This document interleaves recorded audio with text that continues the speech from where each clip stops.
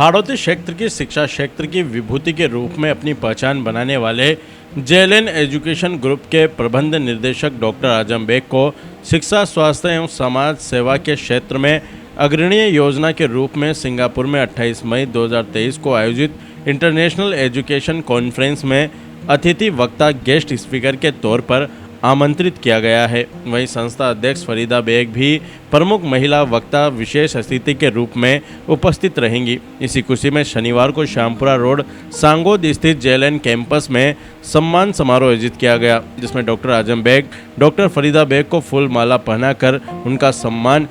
करते हुए 151 गुब्बारे आकाश में छोड़कर छात्र छात्राओं ने खुशी का इजहार किया। डॉक्टर आजम बेग ने पत्रकार वार्ता में बताया कि जवाहरलाल नेहरू शैक्षणिक एवं सामाजिक संस्था पिछले 24 वर्षों से राजस्थान सहित प्रदेश के कई स्थानों पर विशेषकर ग्रामीण एवं पिछड़े इलाकों में शिक्षा एवं समाज सेवा के क्षेत्र में उल्लेखनीय सेवा एवं शैक्षणिक कार्य करते आ रहा है, जिसे राज्य एवं राष्ट्रीय स्तर पर अनेक बार सम्मानित किया जा चुका है। इसी कड़ी में अब अंतर्राष्ट्रीय स्तर पर भी संस्थान के प्रयासों को सम्मान मिलने जा रहा है, जो समूचे हाड़ौती क्षेत्र एवं प्रदेश के लिए गौरव की बात है। डॉक्टर आजम बेग छोटे से कस्बे सांगोद की निवासी है, जिन्होंने अल्प समय में ही शिक्षा एवं समाज सेवा के क्षेत्र में प्रदेश के साथ साथ देश विदेश में भी अपनी अलग पहचान बनाई है। उन्होंने बताया कि लगभग 24 वर्ष पूर्व 2000 में कोटा के ग्रामीण क्षेत्र सांगोद कस्बे में इस संस्थान की शुरुआत हुई थी। सिंगापुर में आयोजित समारोह में अपने उत्कृष्ट कार्यों के लिए जवाहरलाल नेहरू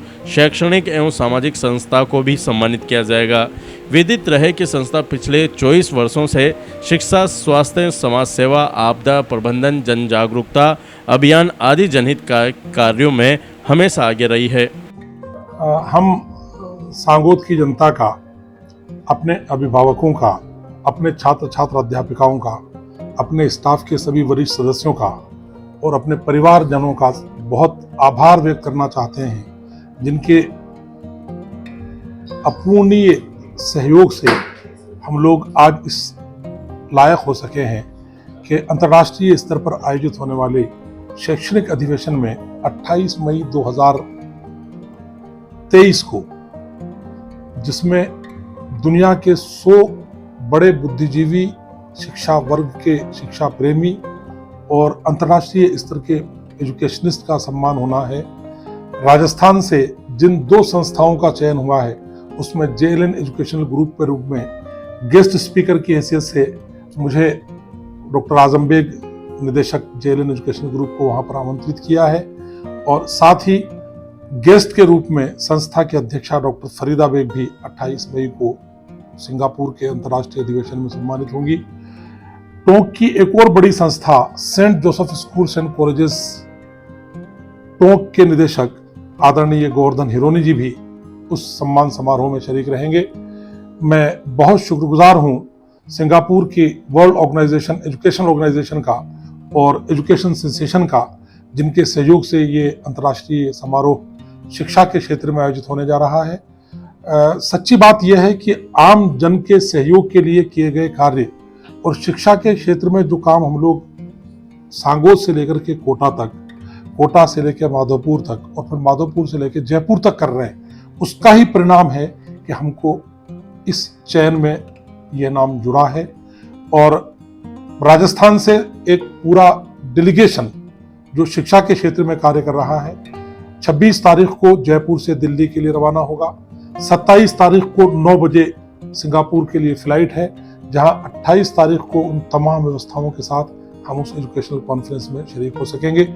मैंने ये निर्णय लिया है कि हम जब उस कॉन्फ्रेंस में भारत का प्रतिनिधित्व कर रहे होंगे, तो मैं अपने सांगोद की जनता को, सांगोद क्षेत्र के लोगों को जरूर इस मानी में याद रखूंगा कि वो सांगोद जो 25 साल पहले पता नहीं किन किन नामों से जाना जाता था, अब शिक्षा के क्षेत्र में अग्रणी क्षेत्र के नाम से जाना जाता है। इसमें उन तमाम अभिभावकों का भी दखल है जिन्होंने शिक्षा के क्षेत्र में हम लोगों का सहयोग किया, उन स्टूडेंट्स का भी सहयोग है जो हिंदुस्तान है और राजस्थान के कोने कोने से बीएड करने के लिए, डिग्री कॉलेज से डिफरेंट कोर्सेज को करने के लिए, 3-3, 4-4 आईटीआई जो हम लोगों की संचालित हैं, उनसे आईटीआई करने के लिए राजस्थान से भर से सांगोद में आते हैं और डिग्रियां ले लेकर के बहुत सारी कंपनियों में, बहुत सारे इंस्टीट्यूट्स में, बहुत सारे शिक्षक बनकर के कॉलेजेस और स्कूल्स में अपनी सेवाएं दे रहे हैं। तो मैं इसके लिए बहुत आभारी हूं राजस्थान सरकार का भी, जिनका भी बहुत योगदान रहा है, चाहे वो सरकारें बीजेपी की रही हों, चाहे वो सरकारें कांग्रेस की रही हों। शिक्षा के क्षेत्र में हमें सब लोगों ने बहुत सहयोग किया है और 2001 में स्कूल की स्थापना से लेकर के 2023 तक तकरीबन 14 से 15 स्कूल और कॉलेजों की स्थापना, ये सब यहाँ के सहयोग से ही और सरकारों के आशीर्वाद से ही संभव हो सका है। किसी एक व्यक्ति का ये संभव नहीं हो सकता कि वो कोई एक स्कूल भी चला ले, लेकिन जब सब लोग साथ चलते हैं तो एक कारवां समझ जाता है। शिक्षा के क्षेत्र में ये सिर्फ एक कारवां ही नहीं बना, बल्कि आपको ये जानकर के खुशी होगी कि हम लोगों ने समाज सेवा के क्षेत्र में भी कभी पीछे नहीं रहे। चाहे वो हमारे क्षेत्र के पुलवामा में जो शहीद हुए थे हेमराज जी मीणा, उनके नाम से यहाँ पर गवर्नमेंट कॉलेज भी बना है। पहली बार जब हमको ये सूचना मिली थी, हमारी संस्था सबसे पहले 1 लाख रुपए का चेक लेकर के और उस परिवार का सहयोग करने के लिए गांव पहुंची थी और उसके बाद उनके योगदान देने का एक तांता सा लग गया था। गुजरात में जब भूकंप आया था, आज से तकरीबन 16-17 साल पहले, हमारी ही संस्था ने सबसे पहले 51,000 रुपए का चेक कलेक्टर को सौंपा था कि हम गुजरात के भूकंप पीड़ितों का सहयोग करना चाहते हैं। कई सारी वो विधवा बेटियां जिनके घरों में रोशनी नहीं हो पाती, वो गरीब बेटियां जिनकी शादियां नहीं हो पाती, या वो मस्जिद और मंदिर जो किसी वजह से निर्माण में अधूरे रह जाते हैं, उसमें भी हम लोगों का बराबर का योगदान रहता है। गरीब यतीम खाने और निर्धन बच्चों के जो सेंटर्स जयपुर में, चाकसू में, निवाई में, कोटा में और सांगोद में संचालित हैं, उनको भी हम कहीं ना कहीं अपने स्तर से उनका आर्थिक सहयोग करते हैं। इसी के साथ साथ शिक्षा के क्षेत्र में वो बच्चे जो किसी वजह से फीस नहीं चुका पाते, उनको भी हम लोग अपने स्तर से फीस चुका करके अपनी संस्थाओं में पढ़ाने का कार्य करते हैं। ये आपको जानकर के खुशी होगी कि इसी 7 साल हम हर साल स्कूल शिक्षा में भी अग्रणी रहे हैं। हर्षित शर्मा के नाम से जो स्टूडेंट 12th साइंस में 97% नंबर लेकर के आया है, वो भी हमारी इसी संस्था का एक छात्र है, जिनके फादर राजेंद्र शर्मा जी को आज हमने अपने वार्षिक उत्सव के अवसर पर सम्मानित करके और सांगोद में ये मैसेज देने की कोशिश की है कि गरीब परिवार का बच्चा भी अगर मेहनत से पढ़ाया जाए और मेहनत से घर में रहे तो बहुत आगे बढ़ सकता है। यही वो कारण है जिनको लेकर के हमारा चयन राष्ट्रीय स्तर पर, अंतरराष्ट्रीय स्तर पर सिंगापुर के सम्मान समारोह में सिलेक्ट हुआ है और मैं और डॉक्टर फरीदा बेग उस सम्मान समारोह को लेने के लिए 28 तारीख को सिंगापुर के उस फंक्शन में मौजूद रहेंगे और 1 जून को जब हम वापस आएंगे तो मैं समझता हूं कि हम एक नई ऊर्जा और नए जोश के संस्कार के साथ अपने राजस्थान वासियों के लिए, अपने क्षेत्रवासियों के लिए शिक्षा के क्षेत्र में और नए आयाम स्थापित कर सकेंगे। हमारे